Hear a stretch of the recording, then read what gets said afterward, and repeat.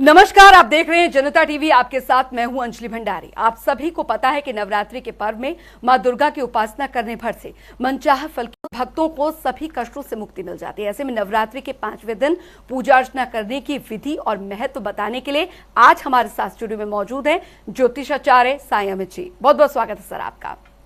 नमस्कार। तो चलिए बिना देर किए शुरुआत करते हैं कार्यक्रम की।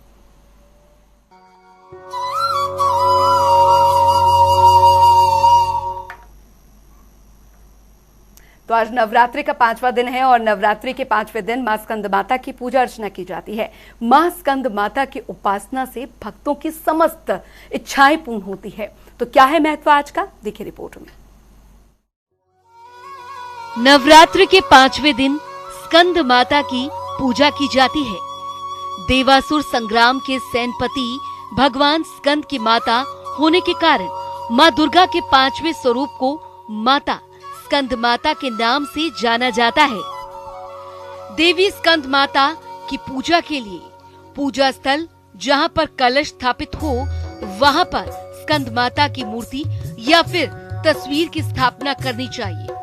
मां स्कंद माता को फल और फूल चढ़ाने चाहिए और साथ ही साथ धूप दीप जलाकर उनकी पूजा अर्चना करनी चाहिए। ऐसा माना जाता है कि पंचोपचार विधि से देवी स्कंद माता की पूजा करना बेहद फलदायक होता है। स्कंद माता की 4 भुजाएं हैं और इनकी दाहिनी तरफ की ऊपर वाली भुजा में भगवान स्कंद गोद में है और इनकी दाहिनी तरफ की नीचे वाली भुजा जो ऊपर की ओर उठी हुई है उसमें कमल पुष्प है।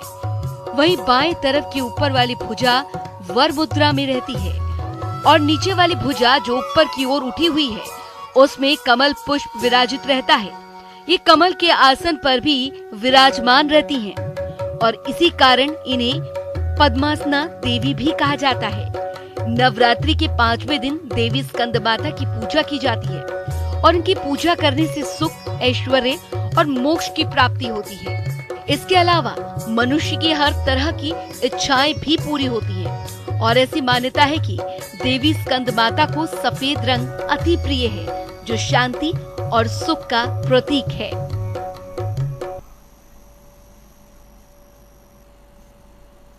चलिए अमित जी से हम जानते हैं कि क्या कुछ महत्व है आज का और क्या कुछ आपको करना चाहिए विशेष आज माँ के स्वरूप के बारे में भी हम जानते हैं।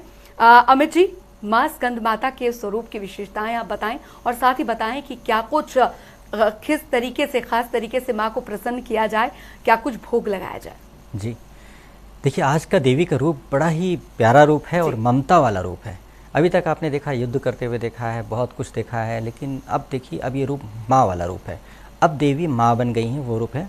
हाथ में कार्तिकेय भगवान हैं पुत्र रूप में और दूसरे हाथ में अभय मुद्रा दे रही हैं और साथ साथ इनके दोनों हाथ में फूल विराजमान है, कमल है ना जी। तो इस तरह से और कमल पे विराज रही हैं और सिंह के ऊपर सवारी कर रही हैं। तो ये बहुत ही प्यारा, ममतामयी और मतलब सौम्य रूप है। तो इसमें क्या है कि इन देवी की पूजा करने से बहुत सारी स्त्रियों को जिनको संतान की प्रॉब्लम है, संतान नहीं हो रही, वो संतान होएगी। संतान होना ही बहुत ज़रूरी नहीं है। अयोग्य संतान या मेंटली रिटार्डेड, मानसिक रूप से बीमार संतान या अपाहिज संतान का होना बहुत कष्टकारी भी होता है। इसलिए ज़रूरी है कि संतान भी बढ़िया हो, अद्भुत हो और जीवन में अच्छा हो, सहायक हो, बुढ़ापे में काम आए, ऐसे संतान का जन्म हो। ऐसा अगर इच्छा रखते हो आप लोग तो आप लोग माँ की पूजा कर सकते हैं इस रूप का, मतलब स्कंद माता के रूप में। स्कंद मतलब कार्तिकेय भगवान का नाम ही स्कंद है तो स्कंद माता के नाम से मतलब कार्तिकेय भगवान की माँ, जैसे कहते हैं ना कि मुन्ना की माँ, राजू की माँ, तो इसी तरह स्कंद माता मतलब कार्तिकेय भगवान की माँ, इस रूप में इनकी पूजा की जाती है। बहुत ही प्यारा रूप है और देवी हर तरह से आपके स्वस्थ रहने के हिसाब से संदेश दे रही हैं। तो इसकी आराधना स्त्रियों के लिए जो संतान चाहती हैं और ममतामय रूप के लिए जो चाहती हैं, ऐसी आशीर्वाद चाहती हैं, उनके लिए बहुत ही ज़रूरी है।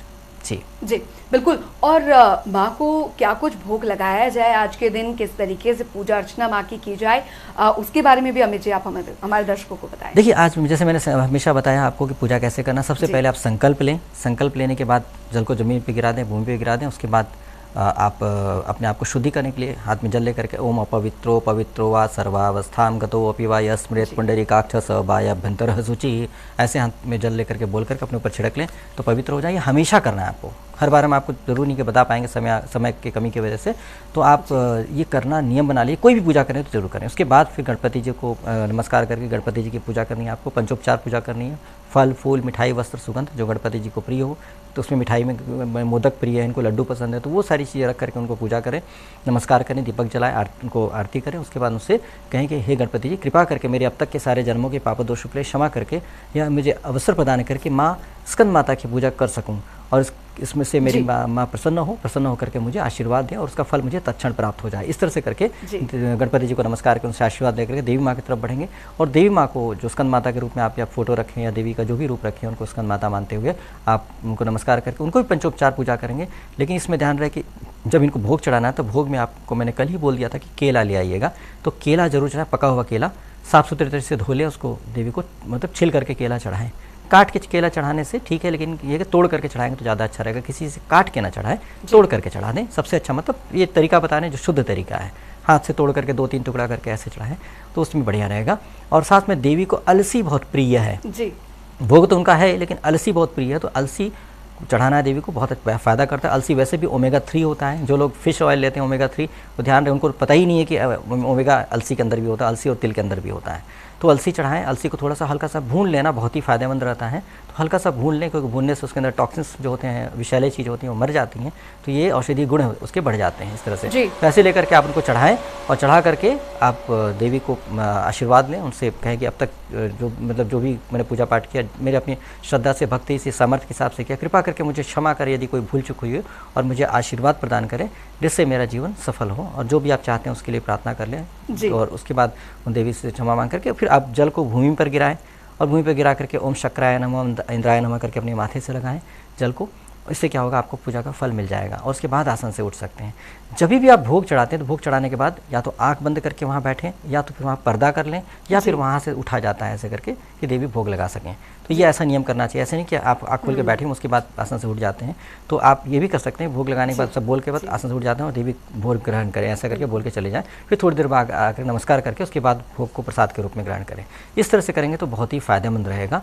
और आप चाहें अगर केला चढ़ाने के साथ साथ आप उनका केला का कोई भी डिश बनाना चाहते हैं, जैसे कि आप बनाना शेक, क्योंकि आपको दूध पिछले उसमें था गाय का दूध, फिर शक्कर भी आपको बता चुके हैं, तो ये सब चीज़ें मिला करके भी आप चाहे तो शेक टाइप का बनाना, शेक जैसा बना करके आप वो भी चढ़ा सकते हैं, जो भी आपको मतलब। क्योंकि एक तो देवी को आपने भोग दे दिया, उनका प्रिय जो है उस हिसाब से अब आप अपने हिसाब से करें, प्रेम भाव से। कोई आपको भाव जब उत्पन्न हो रहा है, माँ माना तो माँ को क्या क्या कर सकते हैं वो करना है, तो आप निष्संकोच करें, बहुत अच्छा रहेगा। माँ को अच्छा लगेगा कि बच्चे ने कोशिश किया है और उसका फल तो जरूर ही मिलेगा। तो इसलिए इस तरह से करके आप पूजा करें और आशीर्वाद लें, तो इससे आपको बहुत ही फायदा होगा। जी बिल्कुल। भोग की बात हो रही है तो अमित जी, हम ये भी जानना चाहेंगे कि माँ स्कंद माता के भोग के तो आपने बता दिया, लेकिन जो नवरात्रि का छठा दिन है, छठा स्वरूप जो है कात्यायनी माँ का स्वरूप है, उनके पूजा के लिए जो भोग चढ़ना है उसकी तैयारियां जो हैं वो भी शुरू हो जाती हैं, तो उसके लिए क्या कुछ तैयारी करके रखें? बहुत अच्छा विचार है आपका, क्योंकि क्या होता है कि सेम डे पूजा करते समय अगर लगता है ये चाहिए और नहीं मिलेगा आसपास, बहुत दिक्कत हो जाती है, तो मन में दुख हो जाता है। तो आज आप शहद जरूर खरीद लीजिएगा, शुद्ध शहद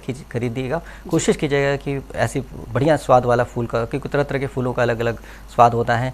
नीम का भी शहद मिलता है तो बड़ा कड़वा होता है, तो आप अगर चढ़ा रहे हैं तो ऐसा बहुत अच्छा स्वादिष्ट जो हो, तो आप ऐसा ला करके भोग में देवी माँ को चढ़ाएंगे। तो इसलिए आप आज ही ले लीजिएगा, अच्छा रहेगा, कल आपको शहद चढ़ाना है। जी बिल्कुल। आगे बढ़ते हैं और आज के दिन की जो विशेषताएं हैं और खासकर माँ स्कंद माता की पूजा अर्चना कैसे करें, आपके तमाम जो मनोकामनाएं हैं वो पूर्ण हो जाए, उस पर भी हम यहाँ पर बात कर रहे हैं। और माँ, जैसा कि अमित जी ने हमें बताया कि उनका जो स्वरूप है एक माँ की तरह होता है, तो अब जाहिर तौर पर जो दर्शक सुन रही हैं, जो माताएं हमें सुन रही हैं आज के दिन, उनके लिए क्या कुछ विशेष किस तरीके से पूजा अर्चना करें अपने बच्चों के लिए, उनके भविष्य के लिए, उनके स्वास्थ्य के लिए? देखिए क्या है कि ये एक इंटरेस्टिंग बात यह है कि आप समझ रही ममता की बात है, लेकिन ये ध्यान रहे कि इस बार ममता तो है, देवी माँ तो ममतामयी रूप में है, लेकिन उनके पुत्र कार्तिकेय बहुत अद्भुत हैं, बहुत ही चमत्कारी और बहुत ही पावरफुल हैं। कार्तिकेय भगवान बचपन से ही वो बहुत ही बहादुर रहे और बहुत ही मतलब पावरफुल रहे हैं। तो इसीलिए अगर इस बार आपको समस्या की बात करें, तो अगर आपको कोई तकलीफ़ है तो कार्तिकेय भगवान दूर करेंगे। और माँ को जैसी प्रार्थना करते हैं और माँ चाहती हैं कि आपको आपके लिए अच्छा हो, तो अगर उस अच्छे होने में कोई बाधा आ रही है, कोई रुकावट आ रही है, तो कार्तिकेय भगवान उस बाधाओं का नाश कर देंगे। मतलब एक से था एक के साथ एक फ्री होता है ना तो वैसे ही माँ के साथ आपको कार्तिकेय भगवान का आशीर्वाद मिल रहा है। और कार्तिकेय भगवान को भी आदर जरूर दीजिए, मान दीजिए, उनके पुत्र के रूप में उनको आप मान दीजिएगा। वैसे इतना आसान नहीं है कार्तिकेय भगवान की पूजा करना, वो बहुत आसान नहीं है, टफ है।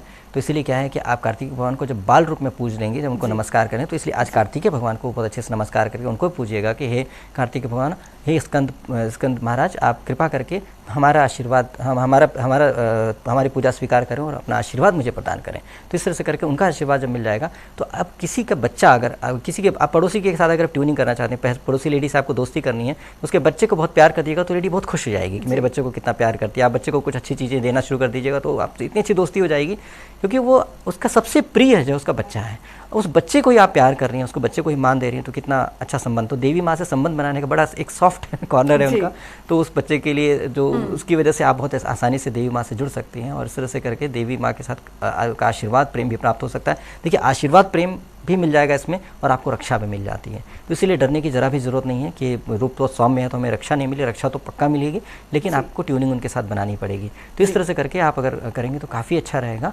और जिसका अपने बच्चों के साथ प्रॉब्लम हो रही है, तरह तरह की दिक्कतें आ रही हैं या बच्चे के साथ संबंध अच्छे नहीं हैं, तो उनको भी देवी माँ से प्रार्थना करना चाहिए। जिस तरह से कार्तिकेय भगवान का और आपका संबंध बहुत प्यारा है, वैसे ही हमारा भी पुत्र के साथ मेरा संबंध बहुत प्यारा हो जाए।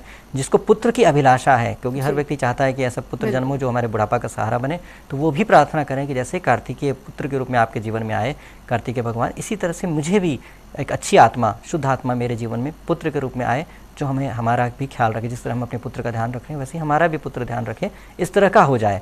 तो इसलिए क्या है कि ऐसे करके आपको ज़िंदगी में फ़र्क पड़ने लगेगा। पुत्र नहीं है तो होगा, है तो उसके मन में परिवर्तन आना शुरू हो जाएगा।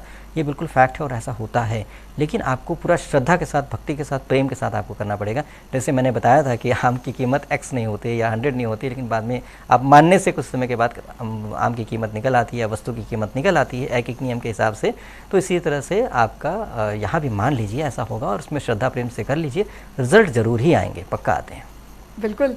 और अमित जी, आपने बताया कि किस तरीके से माँ स्कंद माता की पूजा अर्चना करें और कैसे आप भगवान कार्तिकेय को जो है वो आप प्रसन्न कर सकते हैं। मंत्र के बारे में भी आप हमारे दर्शकों को बताएं कि विशेष मंत्र जिससे आप दोनों को प्रसन्न कर सकते हैं अपनी पूजा, और खासकर जो व्रती हैं जिन्होंने उपवास भी रखा हुआ है। देखिए इसमें क्या है कि आप माँ को स्कंद माता बोल रहे हैं, तो स्कंद माता मतलब कार्तिकेय जी को महत्व दे रहे हैं। तो इसके लिए क्या है कि आप बोलेंगे ओम स्कंद माता देव्य नमः। बहुत आसानी से, सिंपल सा है, बहुत उसमें कोई दिमाग लगाने की ज़्यादा ज़रूरत नहीं। या हे स्कंद माता आपको नमस्कार है। एक मंत्र तो पक्का ही है जो आप हर समय हर रोज़ बोल सकते हैं, मतलब पूरे 9 दिन तक। ओम ऐम ह्रीम क्लीम चामुंडाय विच्चे, यह मंत्र तो आप लगातार बोल सकते हैं, कोई दिक्कत की बात नहीं है। उसके बाद ये भी बोल सकते हैं या देवी सर्वभूतेषु माँ स्कंद माता रूपेण संस्थिता नमस्तस्यै नमस्तस्यै नमस्तस्यै नमो नमः। ये भी बहुत प्यारा मंत्र है। तो इस तरह से करके आप मंत्र बोल सकते हैं और आप अपने देवी को प्रसन्न कर सकते हैं। जैसे भी आपके अंदर भाव आ रहा है, माँ को हमेशा आप एक ही तरीके से नहीं बोलते, माँ मेरी प्यारी माँ, ऐसा कुछ भी बोल सकते हैं। और माँ खुशी होती है क्योंकि माँ अपने बच्चे की आवाज़ सुनना चाहती है, लेकिन प्यार से। अगर माँ बहुत बदतमीजी से माँ को बोलता है तो माँ को बहुत दुख होता है। तो आपकी जिस तरह से माँ को दुख होता है, वैसे वो माँ प्रसन्न नहीं होंगे, दुखी हो। उनको आप बिगाड़ तो सकते नहीं उनका कुछ, क्योंकि वो आपसे बहुत पावरफुल है, लेकिन आप उनके साथ संबंध नहीं अच्छे बन पाएंगे। तो आपको अपना अहंकार, क्रोध, बुरे विचार सब त्याग करके आपके बोलने में, वाणी में जो भी दोष है, जो आप मतलब अच्छे तरीके से तमीज़ से नहीं बात कर पाते, वो सब त्याग दें। बहुत ही प्यार से उनसे बात करेंगे क्योंकि वो ममतामयी प्रेम भरी हैं। तो आपके अंदर भी प्रेम उत्पन्न होना चाहिए, तभी आपकी ट्यूनिंग अच्छी बनेगी। तो आप आज के दिन बहुत ही अच्छे इंसान बन करके आप पेश आइए, तो उसमें क्या होगा, बहुत फ़र्क पड़ेगा। देवी माँ के साथ ट्यूनिंग हो जाएगी तो आपका जीवन में बहुत बदलाव आ जाएगा, क्योंकि संतान की चाहत सबको होती है और अच्छी संतान मिल जाए तो आपका जीवन समझ लीजिए 80% लाइफ तो आपकी अच्छी हो ही जाएगी। जी। और शुभ रंग के बारे में भी हम आज के लिए देखिए, आज के लिए शुभ रंग जो आज के लिए स्पेशली आज के लिए वो स्लेटी रंग है। स्लेटी रंग आज के लिए पूजा करने में ठीक रहेगा। हर समय जरूरी नहीं कि स्कंद माता का फिक्स रंग है स्लेटी, लेकिन आज के दिन के कॉम्बिनेशन के हिसाब से स्लेटी रंग बनता है। तो इस तरह से आप उसका ज़्यादा से ज़्यादा फायदा उठा पाएंगे। बिल्कुल।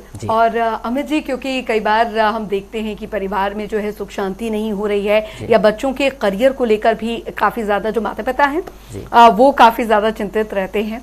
तो फिलहाल, और आजकल तो वैसे कंपटीशन का दौर है, तो किस तरीके से जो है इन 9 शक्तियों की पूजा अर्चना की जाए ताकि घर में धन धान्य बना रहे, बच्चों का भविष्य जो है वो उज्जवल हो, परिवार शांतिपूर्ण रहे? देखिए, जो स्कंद देव हैं, जो कार्तिकेय भगवान हैं, वो इतने पावरफुल बचपन से ही रहे कि वो रक्षा करना शुरू कर दिए थे देवताओं की भी। तो इतने पावरफुल संतान का जन्म उनको हुआ कि देवी माँ को भी बहुत सपोर्ट जैसा फील हुआ। तो जब आपके बच्चों के लिए आप बच्चों का कैरियर बनाना चाहते हैं तो आपके बच्चे इस लायक बन जाएं जैसे कार्तिकेय भगवान हैं, जिससे वो अपनी माँ के लिए भी सपोर्टिव हो, देवी देवताओं के लिए सपोर्टिव रहे। तो आपके बच्चा का भी ऐसा हो जाए कि वो आपके लिए भी सपोर्टिव हो और आपके समाज के लिए भी, आपके परिवार के लिए, आपके खानदान के लिए, सबके लिए सपोर्टिव हो। तो इस भावना के साथ करेंगे, जैसे आपको कार्तिकेय भगवान पुत्र रूप में प्राप्त हुए हैं, इसी तरह से मेरे पुत्र के अंदर भी वो ऊर्जा आए, जिस वैसे ही कार्तिकेय भगवान की तरह से बना दें, जिससे मेरा पुत्र बहुत ही बलशाली हो, विद्वान हो, सारे सर्वगुण संपन्न बन जाए। तो इस तरह से आप प्रार्थना करेंगे तो ऑटोमेटिकली क्या होगा, अपने पुत्र के अंदर वो ऊर्जा आप डालेंगे तो ऑटोमेटिकली बच्चा आपका पढ़ने लगेगा। और कार्तिकेय भगवान में तंत्र मंत्र भूत प्रेत इस तरह की नेगेटिविटी से भी लड़ने की बहुत ज़बरदस्त क्षमता रखते हैं। तो यदि किसी बच्चे को तकलीफ हो रही है तो उस बच्चे पे कार्तिकेय भगवान का बाल्य रूप जो है वो रक्षा कर देगा। एक तरह से आपका बच्चे का बाल रूप जो कार्तिकेय भगवान का वो मिल करके बहुत अच्छी तरीके से आपकी ऊर्जावान बना करके नेगेटिविटी को ख़त्म करके पूरी तरह से शुद्ध कर देंगे, जिससे आगे बढ़ने में, पढ़ाई में या जो भी कार्य करना है उसमें आगे बढ़ने में बहुत ही आगे मार्ग प्रशस्त होता जाएगा। तो ये बहुत ही अच्छी बात है और सचमुच रिजल्ट बहुत अच्छे आते हैं। लेकिन कार्तिकेय भगवान को युवा रूप में या बड़े रूप में सिद्ध करना या उनको पूजा करना आसान नहीं होता, बहुत टफ होता है। तो इसलिए बहुत सारे नियम का पालन करना पड़ता है। यहाँ पे नियम का पालन नहीं करना कि गोद में बिल्कुल प्यार से बैठे हुए हैं तो उसमें मनाना बहुत आसान है। तो ऐसे में अगर मना लीजिएगा तो ट्यूनिंग अच्छी बन जाएगी। तो युवा रूप में भी आप बहुत अच्छी पूजा कर सकते हैं।